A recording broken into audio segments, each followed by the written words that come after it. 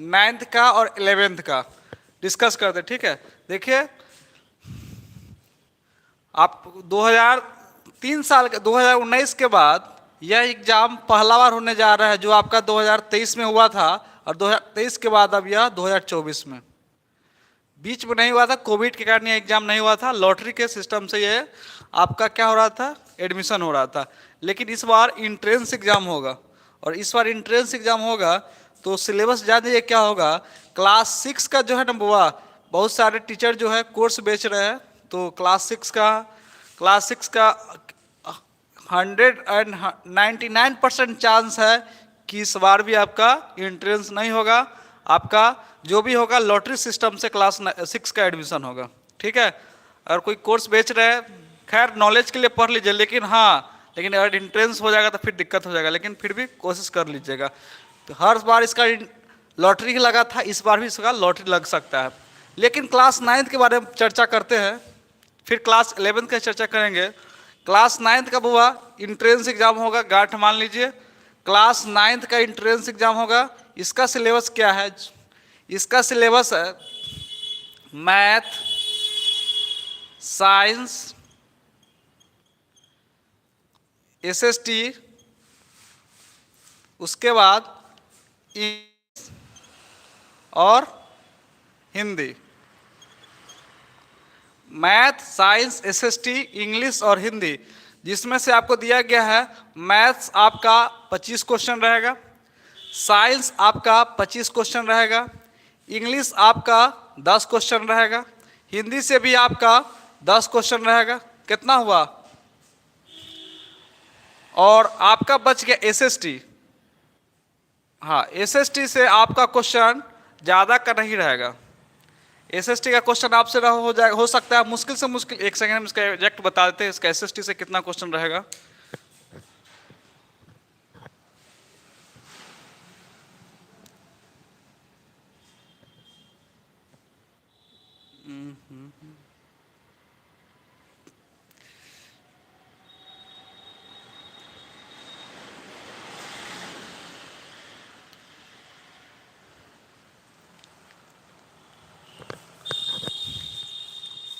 SST से आपका यहाँ पे दिया हुआ है 25 क्वेश्चन, ठीक है। मैथ से भी 25, साइंस से भी 25, एसएसटी से भी 25, इंग्लिश से आपका 10 और यहाँ पे 10, ठीक है।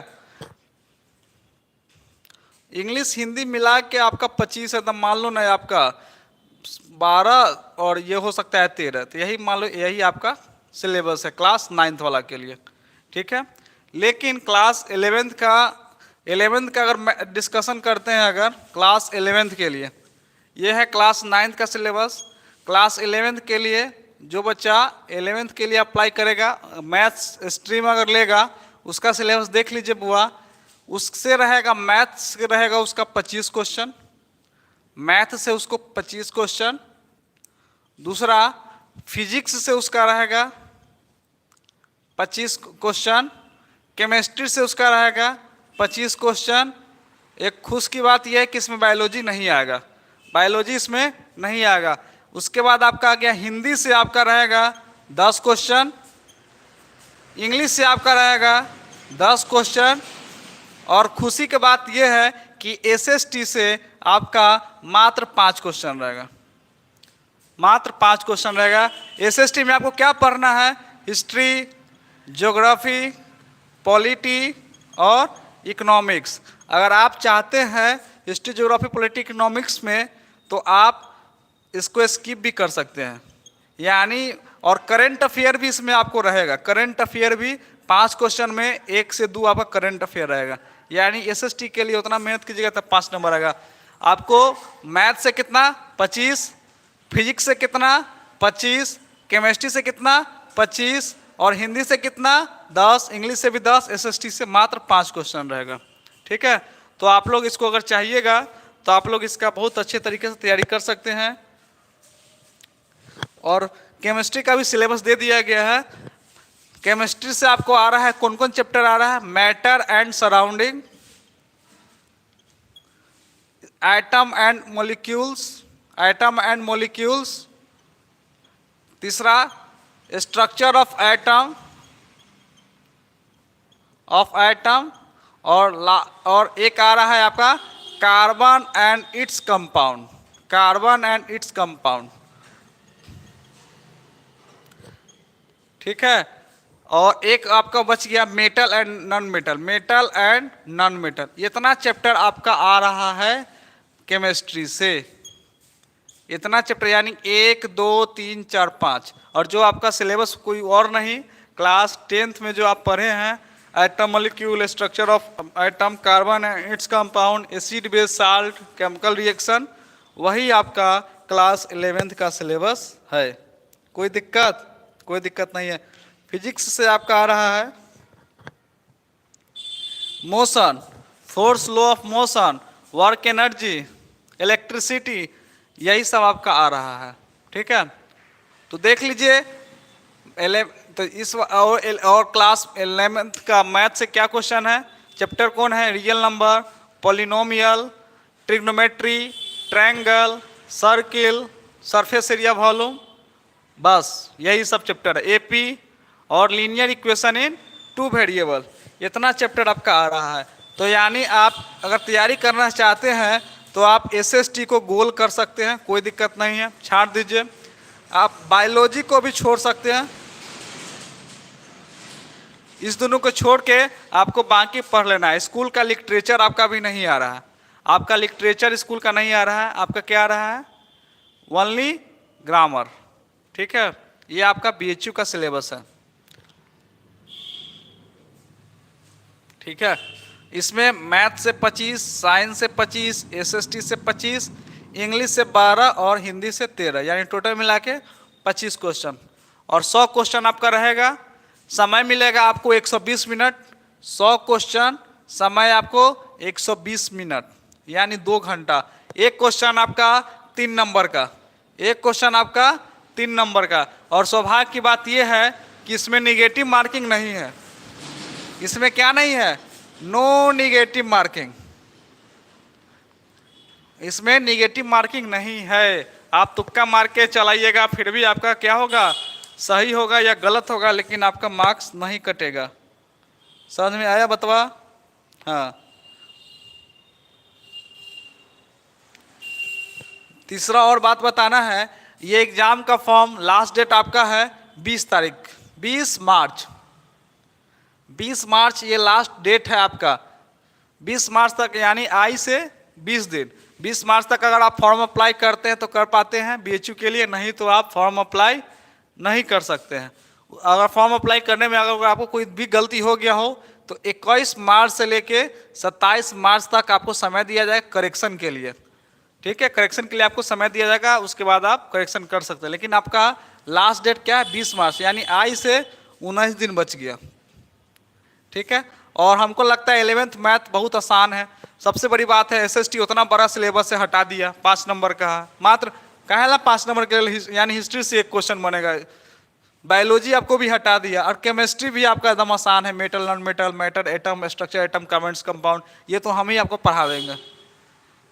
केमिस्ट्री तो आपको हम ही पढ़ा देंगे, रटने की कोई जरूरत नहीं है। और मैथ वही आपका है, रियल नंबर, पोलिनोमियल, एपी, और उसके बाद है trigonometry, surface area volume, quadratic equation, ये आपका 11th का सिलेबस है। जो और हिंदी से आपका 10 नंबर है, कोई बुक का नहीं आ रहा है आपको, मात्र ग्रामर आ रहा है।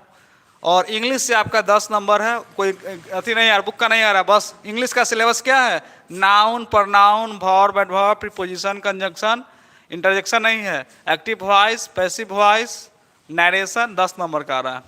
ये आपका रहा सिलेबस। और आप लोग चाहते हैं तो फॉर्म फिलअप कीजिए, और इसका तैयारी हम करवाएंगे 11th के लिए और क्लास 9th के लिए।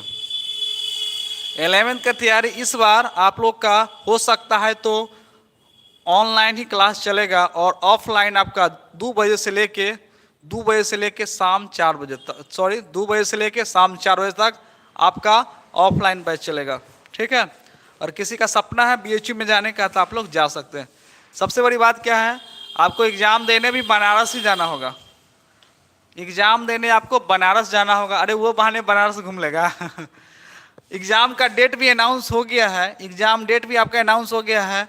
28 अप्रैल को आपका क्लास 9th का एग्ज़ाम है और 29 अप्रैल को क्लास 9th का एग्ज़ाम है और 30 अप्रैल को क्लास 11th का एग्ज़ाम है, 11th मैथ ग्रुप। यानी 29 को क्लास 9th और 30 अप्रैल को क्लास 11th का एग्ज़ाम है। जाइए बनारस घूमिए, आशीर्वाद लीजिए, पास कर जाइए, वहीं पर रह जाइए। भारत का सबसे बड़ा यूनिवर्सिटी है बनारस हिंदू यूनिवर्सिटी, ठीक है। और कुछ हमको बचा नहीं बताने को, जो ऐसा हमको लगा सारा चीज़ बता चुके हैं। और हम लोग ट्रेन का टिकट भी काट चुके हैं। जो क्लास 9th वाले बच्चे इस बार जा रहे हैं, हम उसी को लेकर, हम क्लास 9th वाले बच्चे को कोचिंग से एल एकेडमी के लेकर जा रहे हैं, ठीक है, एल एकेडमी की तरफ से। और 28 तारीख को टिकट काट लिए हैं, 30 तारीख को रिटर्निंग भी है, ठीक है।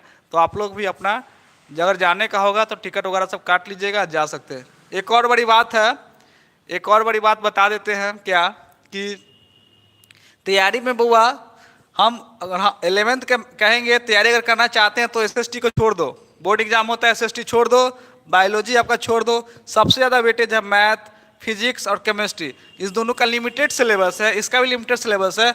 25, 50, 75 और 10 नंबर हिंदी, 10 नंबर इंग्लिश। चलो हिंदी तुम्हारा कमज़ोर है, ये दोनों मिला के 5 नंबर उठा जाएगा ना, तो आपका कट ऑफ आराम से गिरेगा और आप सिलेक्शन हो जाइएगा। और जिस बच्चे के पास ओबीसी में आते हैं, जो बच्चा ओबीसी में आते हैं, कौन कैटेगरी में, ओबीसी में, उनके लिए डॉक्यूमेंट हाल ही से ना बनवा लीजिएगा, ठीक है। डॉक्यूमेंट का नाम है NCL, non creamy layer central government का। ये अगर बनवा लेते हैं तो आपको क्या बोलते हैं, आपको रिजर्वेशन मिल जाएगा। नहीं तो आप जैसे मान लो जनरल वाला लड़का जाएगा ना, तो 100 नंबर में उसको लाना पड़ेगा, मोटा मोटी वो 80 क्वेश्चन सही करेगा, तब जनरल में उसका सिलेक्शन होगा। अगर आप NCL सर्टिफिकेट बना लेते हैं तो आप 100 नंबर में 60 से 65 भी अगर आप सही कर लीजिएगा तो आपको सिलेक्शन हो जाएगा। तो ये NCL का सर्टिफिकेट है, बनवा लीजिए और अप्लाई कर। अगर जिसका भी NCL का सर्टिफिकेट नहीं बनता है वो बच्चे जनरल से अप्लाई कर सकते हैं, लेकिन बनवा लीजिएगा, ज़्यादा अच्छा रहेगा। तो सिलेबस यही है आपका। एग्ज़ाम का डेट आपका अनाउंस है 29 अप्रैल, 9th का, 11th का 30 अप्रैल, ठीक है।